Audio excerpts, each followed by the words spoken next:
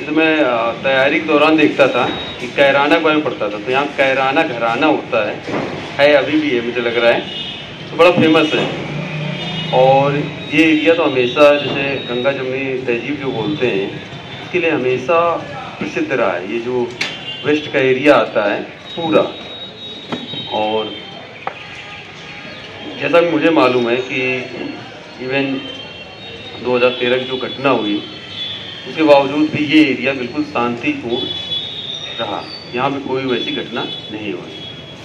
तो मेरा आपसे यही कहना है कि प्रशासन को उस दिन फ्राइडे को 14 तारीख को पूर्ण सहयोग करें।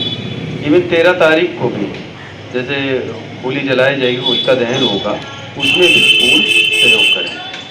और जैसा कि मूल अभी मैं बात कर ही रहा था एजुकेशन उन चीज़ों की, तो सारी समस्याएं जैसे एजुकेशन से ही उत्पन्न होती हैं। अनएजुकेटेड तो उनको जो शरारती तत्व होते हैं ना वो बहुत जल्दी से गुमराह कर देते हैं। और आजकल तो सोशल मीडिया के ज़माने में ना कोई वेरीफाई भी नहीं करता फैक्ट का, जो व्हाट्सएप पे आ गया उसे ही सत्य मान लेते हैं। और आप लोग न्यूज़पेपर तो पढ़ ही रहे होंगे कि आजकल तो एआई का ज़माना है, एआई में आवाज़ चेंज कर दी, चेहरा चेंज कर दिया, कुछ भी चेंज कर दिया। इवन का तो वीडियो कहीं दूसरे देश का है या किसी दूसरे पार्ट का है और भेज दिया, और लोग भावनाओं में उत्तेजित होके अपने गुस्से और इमोशन को जाहिर कर देते हैं और उनको बाद में पछतावा होता है।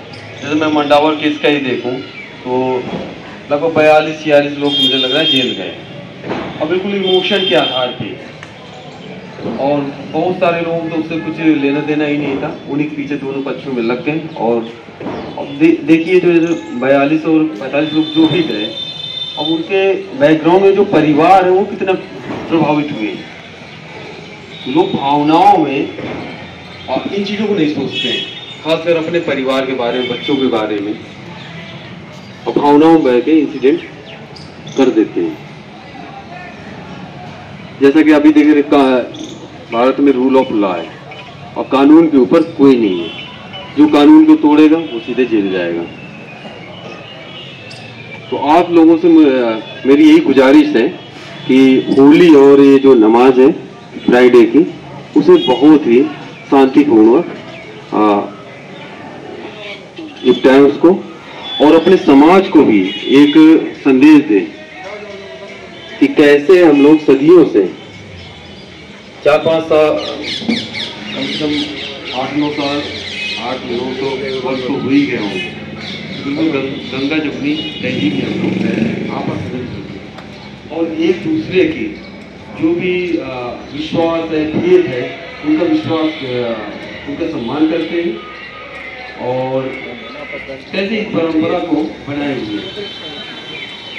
और यही भारतीयता का मूल तत्व है, शांतिपूर्ण सहिष्णुता और सहिष्णुता, चाहे किसी मजहब का और किसी भी विश्व में किसी भी देश में ये चीज देखने को नहीं मिलती। तो हमारे जितने भी धर्म और पंथ है सभी को सत्य माना जाए। तो आपका विचार भी सत्य है, हमारा भी विचार सत्य है। और मैं तो ऐसे एरिया से आता हूँ कि मुझे याद है कि मेरे मामा के यहाँ मुस्लिम त्यौहार हो चाहे हिंदू त्यौहार, क्योंकि गाँव में ठीक-ठाक पॉपुलेशन थी और तो सब लोग मिलजुल कर मनाते थे, चाहे ईद हो या होली हो या दिवाली हो, आपस में मिलजुल के त्यौहार मनाते थे। जिस कस्बे से मैं पढ़ा भी तो वहाँ रोड की तरफ एक पॉपुलेशन थी, 2 पॉपुलेशन थी, और जब भी मैच दूसरे कस्बे से होता था तो दोनों कम्युनिटी के लोग मिल के एक टीम में सेलेक्ट होकर खेलते थे दूसरे कस्बे से। तो ये हमारी मतलब तहजीब और संस्कृति रही है, इसी को बनाए रखना। और किसी भी धर्म का मूल तत्व जो होता है कि आध्यात्मिक पक्ष होता है, स्पिरिचुअलिटी। और स्पिरिचुअलिटी वो होती है कि जो हमारे नकारात्मक चीज़ें होती हैं, जैसे क्रोध, ईर्ष्या, द्वेष, घृणा, ये सब चीज़ें, और ये मुझे लगता है हर धर्म हर पंथ का मूल तत्व है। लोग इस पक्ष पे ज़्यादा ध्यान न दे के अन्य चीज़ों को।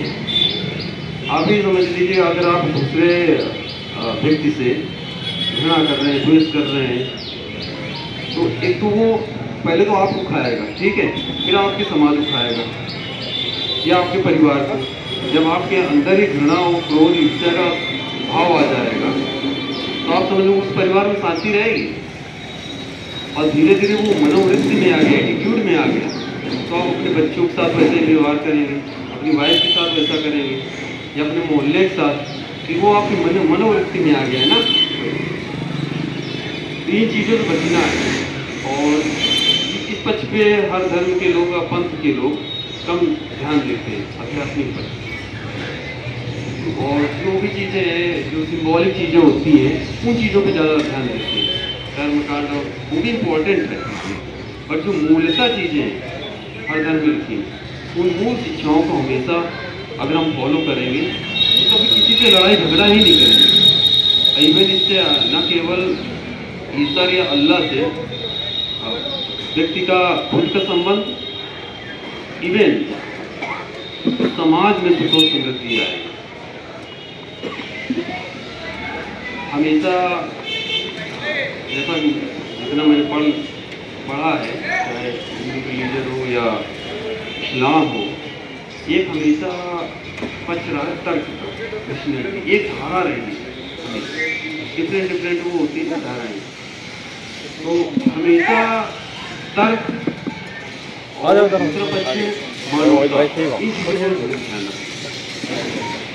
और वही व्यक्ति और वही धर्म का वही पद रहा है। आप देखिए किसी भी रिलीजन या किसी समुदाय व्यक्ति में जो तर्कशील और मानवीय रहा है, वही व्यक्ति महान बना। आप लोगों से यही प्रार्थना और विनती है कि इन चीज़ों को ध्यान देते हुए अपने तर्क का और बिना तथ्य एविडेंस के किसी चीज़ पे बिलीव मत करें, कोई भी कहे। आज के भौतिकवादी युग में हर आदमी एक दूसरे का साधन बना चुका है। उन चीज़ों का ध्यान देना है, किसी का साधन नहीं बनना, अपने बुद्धि विवेक से डिसीजन लेना है और अपने परिवार को, खुद को सर्वप्रथम प्राथमिकता देना है। अगर खुद को और परिवार को प्राथमिकता दोगे तो न केवल कभी भी समाज या देश में, कहीं भी समाज में कभी ये चीज़ें उत्पन्न हो ही नहीं सकती। इसी के साथ मैं अपनी वाणी को विराम दूंगा और इंस्पेक्टर साहब से कहूँगा कि आगे संबोधन। Thank you sir. सबसे पहले तो मैं सबका परिचय दूँ। सर जितेंद्र सिंह सर हैं, अभी क्षेत्राधिकारी हैं, डिप्टी एसपी सर हैं, और क्षेत्र में अभी ट्रेनिंग पीरियड चल रहा है सर का, उसमें सर अभी एज SHO हैं, SHO चल रहे हैं सर, जो है मेरे स्थान पे SHO हैं थाने के समय, कार्यभार सर के पास ही है। और ये पहली मीटिंग सर की आप लोगों के साथ हो रही है, और सबका तो अच्छा तजुर्बा है, सबका सबसे बढ़िया है अपने हिसाब का, सबसे जहाँ पे रहने वाले वहाँ से भी अच्छा अनुभव है सबको। तो मैं सबसे पहले आदरणीय क्षेत्रीय मुद्दे उनको इस सम्मेलन में उपस्थित होने के लिए सर धन्यवाद देता हूँ। सर आप लोगों को धन्यवाद देता हूँ कि आप लोग यहाँ मुझे उपस्थित है, सबका स्वागत करता हूँ। सबसे पहले मैं आपको इस पवित्र रमजान माह और आगामी होली, ईद, ईद उल फितर और जो है नवरात्रि की शुभकामनाएं देता हूँ। अपनी सबने काफ़ी बातें अच्छी बताई है, बहुत चीज़ें हैं, लेकिन मैं अपनी बात को भी कल परसों में गूगल देखा था, मैं देखता हूँ टाइम मिल जाता है यूट्यूब देखता हूँ, तो मुझे उसमें एक स्टोरी दिखाई दी थी। हम लोगों के जो हम खासतौर से हिंदू धर्म में आस्था है कि कणकण में भगवान है, उस पर कहानी चली थी, बहुत अच्छी लगी और प्रेरणादायक लगी, तो उसे मैं सुना रहा हूँ आपको। उसमें ऐसा कि एक संत महात्मा थे, बड़े परम भक्त थे अपने इष्ट देव के, चाहे वो चाहे कोई भगवान हो आपका, कोई भी पूज्य हो आपका, ईश्वर कोई भी है, वो उसके बड़े ही परम भक्त थे। तो किसी रास्ते से निकल के जा रहे थे, सामने से एक हाथी अपने महावत पे बैठ के आ रहा था। तो महावत ने कहा कि अरे संत साहब हट जाओ रास्ते से, हाथी जो है बिगड़ेल है। तो महंत जी को ये पता कि कण-कण पे भगवान होता है, तो सारे कण-कण में भगवान है तो हाथी के अंदर भी भगवान है, हाथी अपना रास्ता छोड़ेगा मेरे लिए। ऊपर जो महावत बैठा था उस पर चिल्ला के, बाबा हट जा रहे तो मार दो, ये बड़ा शरारती हाथी है। बाबा ने कहा ना, उनके मन में था कि कण-कण पे भगवान है और ये हाथी रास्ता छोड़ेगा। हाथी और पास आया, उसने फिर कहा कि हट जा बाबा, हट जा, मैं कह रहा हूँ हट जा, तो वो हटे नहीं। होता क्या है, हाथी उन्हें सुन पर लपेटता है, पटक पटक के मार देता है। मरने के बाद जो एक सिस्टम है कि आत्मा जाती है, वो इस जगह पास पहुंचती, बड़े नाराज थे महात्मा साहब। उन्होंने देखा भोले जी बैठे हुए, उन्हें गुस्सा हो रहा है कि प्रभु तेरी भक्ति कब से करता आ रहा हूँ, तेरे लिए जल फल सब त्याग देता हूँ, और तूने मेरे को बचाया नहीं। तो उन्होंने क्यों नहीं बचाया? ताकि तेरी आस्था में चल रहा था कि कण कण में भगवान है, तो हाथी में भी भगवान होगा। तो प्रभु बोले बेटा, महावत के रूप में तो मैं भी खड़ा था ना, तो भगवान तो मेरे अंदर भी था ना, बच्चे मना भी तो करा था कि हट जा रास्ते से, हट जा, तो हटा क्यों नहीं? तो समझ में आया कि हर जगह भगवान, तो वहां भी भगवान था, जो महावत था खुद भगवान के रूप में था कि भाई तू हट जा रास्ते से। तो उसका जो अर्थ ये नहीं कि कण में भगवान नहीं है, उसका अर्थ सिर्फ उन्होंने ये बताया था कि अपनी आस्था के अनुसार जो लिख किया वो उसके अंदर कार्य नहीं है, जो एट ए टाइम उसकी बुद्धि कहती है उस काम को जरूर करा करो, कि ये काम अच्छा है, ये काम गलत है। मैं हर बार कहता हूँ जब भी मेरे को मिलने आता है कि हमने कभी खुदा, ईश्वर, भगवान को बोलते हुए सुना है? और सबने सुना है, मैं तो मानता हूँ सबने सुना है, मैंने कई बार सुना है। जब आप कोई गलत काम करते हैं उससे पहले कान में आवाज आती है आपके कि ये काम गलत है, वो पहली आवाज खुदा की होती है, भगवान की होती है, इसकी होती है, और वो सच होती है। फिर हमारे कान में शैतान बोलता है, उसके बाद में कई बार बोलता है कि कर ले, अब्दुल ने भी किया था, कर ले, राम प्रसाद ने भी किया था, वो भी कर ले, पर उसका परिणाम नहीं पता कि अब्दुल ने जो किया था उसका परिणाम क्या हुआ, राम प्रसाद का परिणाम क्या हुआ। तो हम पहली आवाज तो हमें भूल जाते हैं जो हमारे खुदा की होती है, हमारे इष्ट देव की होती है, सही है। तो उसको हमें ध्यान रखना है। अब मैं इस पवित्र माह में, जो रमजान चल रहा है, मुस्लिम समाज का पवित्र माह है, आप लोग ऊपर की इबादत करते हो, अपने पुराने गुनाहों से माफी मांगते हो, आगे भविष्य में सब काम अच्छा उसकी दुआएं करते हो, और फिर 31 तारीख का 30 का हमारा जो है ईद उल फितर का त्यौहार है। ईद उल फितर मतलब उस दिन हमारा उपवास खुलेगा, कंप्लीट खुल जाएगा हमारा, ठीक है, हमारी इबादत पूरी जाएगी, हमारी जो हम पुराने पढ़ रहे हैं, जो चीज कर रहे हैं वो सब पूरी जाएगी हमारी। तो लेकिन आज भी क्या हो रहा है, छोटी छोटी बातों पर लड़ाई हो रही है, सर फूट रहे हैं, एक दूसरे को फंसाने की बात चल रही है। जब आप तन से कितने भी स्वच्छ हो, अगर मन से साफ नहीं है तो कोई चीज नहीं है आपके अंदर, ठीक है, कुछ नहीं है, कोई। ये त्योहार जो आ रहे हैं, हमने पिछला रिकॉर्ड देखा है, हम लोगों ने जितना भी अध्ययन किया है, तो यहाँ सभी त्योहार शांति से होते हैं। लेकिन किसी एक के मन में कोई उटपटांग बात चल रही तो वो उस पर दिक्कत करेगा, वो परेशान करेगा, और परेशान जब एक करेगा और उसके 5 के समर्थक हो जाएंगे जो जानते हैं गलत कह रहा है, लेकिन हम उसके 5 समर्थक हो जाएंगे तो हम उसके साथ शामिल हो जाएंगे तो हम भी गलत हो जाते हैं। तो ये खास चीज हमारे इस त्योहार में है। 14 मार्च का जुमे की नमाज है, 14 मार्च की हमारी होली भी है, ये सब त्योहार है जो साल भर में एक बार होते हैं।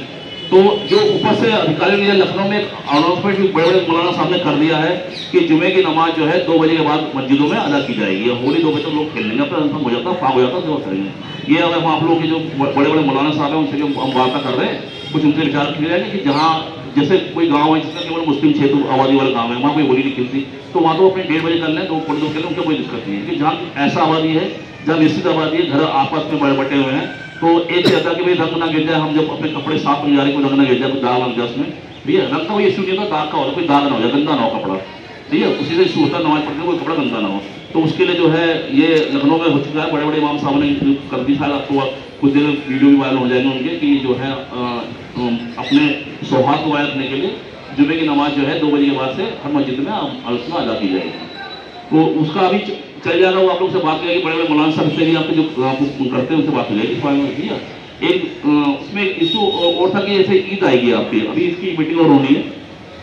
ईद में जो है कि वो जो जितनी भी नमाजें होंगी ईद की, जहाँ होती हैं, ईद की नमाज होती है, अलविदा जुमा होता है, ईद होती है, तो वो नमाजें सब जितनी भी हैं वो सब मस्जिदों के अंदर होंगी, भी जो ईदगाह में होगी वो ईदगाह में होती है, उसके बाहर कोई नमाज नहीं अदा होगी। उसके लिए काफी जहाँ संख्या बढ़ जाती है वो शिफ्ट बाय शिफ्ट कर दिया जाए, ऐसा कोई प्रोसीजर नहीं है। अगर वो क्या कहते हैं जोहर की नमाज हो या मगरिब की नमाज हो या सुबह फजर की नमाज होती है, उसमें कोई सिस्टम नहीं है कि वो 5 मिनट लेट नहीं सकती, हर जगह होता है, नहीं अनाउंसमेंट 5 मिनट पहले होता है, नहीं 5 मिनट बाद होता है। पढ़ने वाले सब मुस्लिम समुदाय के लोग फैले हुए हैं तो वही पढ़ते नमाज सब कुछ होती है, तो उसको टाइम आगे पीछे हो जाता है, लेकिन समय होता है कि किस अवधि में अगर फजर की नमाज है तो ये है, जोहर की नमाज तो ये, मगरिब की इसकी नमाज सब इस तरह चलती है, और लिमिट टाइम इसके अंदर पड़ी जाती है, तो कोई इसमें इशू नहीं है। अब रहा बात जो त्यौहार आपका आ रहा है 14 को होली का आ रहा है, और होली जुमे वाले दिन है, जुमे की नमाज भी पढ़ी जाएगी, तो उसमें जो है आप लोग सिर्फ अपील यही है कि जो कान में गावा जाती है ना वो वाली खुदा वाली और ईश्वर वाली, उसको सुनना, सही है।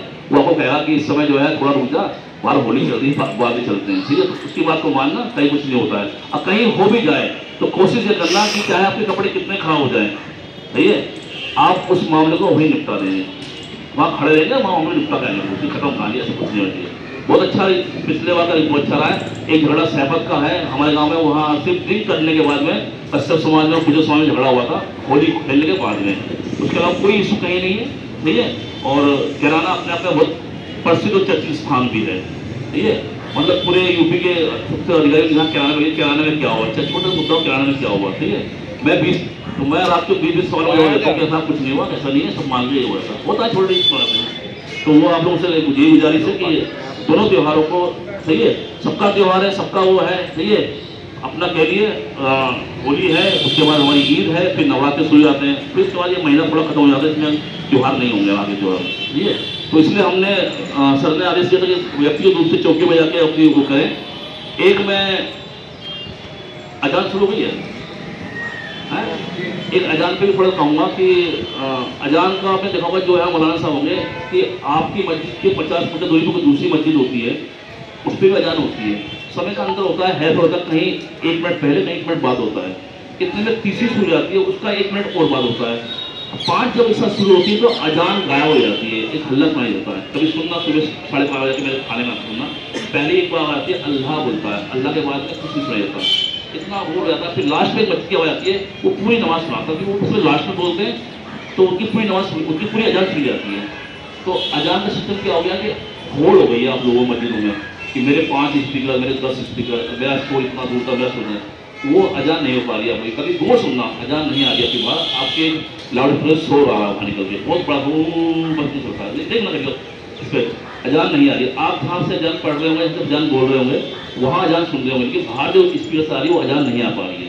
कभी गौर सुनना, अजान से किसी को एतराज नहीं होता। आप टाइम बना हुआ कि इस समय जो है फजर की नमाज है तो सुबह का टाइम हो गया है अपना, ठीक है, सब अपना हर काम करता आदमी, ठीक है, लेकिन कभी गौर सुनना कि अजान नहीं बोल रही। इसलिए कहा गया था कि माइक की आवाज़ उतनी करिए कि वह आपके आसपास जितना सुनने लोग सुनिए, लेकिन वो आवाज़ इतनी हो रही कि 4 मस्जिदों को क्रॉस करती है आवाज़, और उसकी आवाज़ 4 मस्जिद क्रॉस करती है। जब आवाज़ सब मिल जाती है ना आपकी, अगर मैं बोल रहा हूँ, आप बोले, सब बोले, तो वो आवाज़ में शोर होता है शोर। कभी ध्यान देना इस बात को, इससे अदरवाइज को मत देना, कभी ध्यान देना कि नहीं आती। सुबह 5 बजे जब फजर की नमाज होती है आपकी, नहीं आती कोई आवाज़, ठीक है। तो उसमें थोड़ा ये है, तो कोशिश करिए कि आवाज़ लिमिट में हो, और आपकी आवाज़ जो सुप्रीम कोर्ट की रूलिंग आई है वो सबके लिए है, मंदिर के लिए भी है, मस्जिद के लिए भी, सबके गुरुद्वारे के लिए सकती है, वो एक लिमिट आवाज़ बदली है, उस पर आप ध्यान रखिएगा। जो अभियान चला हुआ है त्योहार की वजह से कम कर रहे हैं, लेकिन फिर भी हर मस्जिद में जाकर गुजारिश करेंगे कि वो जितने मौलाना साहब हैं वो एक चीज़ अपने मस्जिद में जाकर जब भी नमाज होती है तो वही ऐलान करें थोड़ा सा कि तो ईद की नमाज आपकी जो है मस्जिद के अंदर होगी, जहाँ होती है, जहाँ पढ़ाई जाती है, कोई बाहर नहीं बैठेगा। बाहर अक्सर वो लोग बैठते हैं जो टाइम होता है 8:15 का, और वो निकलते हैं 8:12 पे घर से बाहर, भगे आते हैं, फटक फेंक के चप्पल खिंचते हैं और बैठ जाते हैं। तो ये वो नहीं है, आपका नमाज पढ़ने के लिए आना है तो बिल्कुल सही आइए। 8:15 का नमाज का टाइम है तो 8 बजे आप पहुँचिए ईदगाह पे, 15 मिनट पहले अपना बिछाइए, अपना जो है बैठिए। अब होता क्या है, जब जल्दी से आते हैं तो उसका सर झुकता है, उसका अगले वाली चप्पल रखी रहती है वहाँ पर, ठीक है, उसकी व्यवस्था होती है, अपने साइड में रखी जाती है, तो सप्लाई दी जाती है। तो ऐसा चीज़ ना हो, वो जगह देखा गया हम लोग को हटाते हैं, चप्पल हटा दिया, चप्पल साइड कर दो, तो वो चीज़ नहीं होनी चाहिए। ये व्यवस्था आप लोग करानी है, ठीक है। जो बड़े होते हैं वो समझदार होते हैं, वो समझाते हैं बच्चों को, ठीक है। छोटे छोटे झगड़े होते हैं उसको कहीं कहीं इसमें मत बनाइए। अगर किसी बच्चों में झगड़ा है, अगर समझ आएगा अगर जाति की लड़की है तो उसकी जातिवाद समाजवाद मत पड़ेगी, उसमें बच्चों झगड़ा था तो अपने मान लीजिए। तो मैं तो ये मानता हूँ बचपन में पढ़ते थे ना हम लोग ना, तो हमारा एक जेनेटिक फादर था जो मेरा बाप था, मेरे पिता थे, मेरा कुछ भी थे, हम बात वो मेरा एक था, लेकिन मेरे संरक्षक पिता बहुत थे, वो मेरे दोस्त के बाप आते। हम कहीं कोई गलत काम कर ले, हमारा दोस्त का पिता दिखाई दिख जाए तो हम कहते हैं यार आज पापा ने देख लिया, क्योंकि वो उनकी आंखें थी। वो कह रहे थे कि तुम्हारा लड़का बबलू जो था ना, वो आज वहाँ जो है पतंग उठ रहा था, वहाँ नाली में गया था, वहाँ खेल रहा था, कंजर में खा था। आज की डेट में जेनेटिक पिता भी खत्म हो चुका है, अपने बच्चे का असली बाप उसे कुछ नहीं रहता, और दूसरा के बारे में कुछ कहते बैठने में आता है, इसलिए मेरा दिखाई दिया, अपना दिखाई दिया, तो गलत दिखता है। ठीक है, जेनेटिक पिता सिर्फ वो होता है जो कमा के ला रहा है, पैदा किया कमा के ला रहा है, लेकिन संरक्षक पिता वो होते हैं जो मोहल्ले के लोग होते हैं, जिनका अधिकार होता है अपने मोहल्ले के बच्चे पे, जो उसको केयर करते हैं उसके, तो वो खत्म हो चुके हैं। ठीक है, तो ऐसा ना करें, समाज में अगर बच्चा लगता गलत है बैठ के बात करें, ये काम गलत कर रहा है, ठीक है, ये काम नहीं होना चाहिए।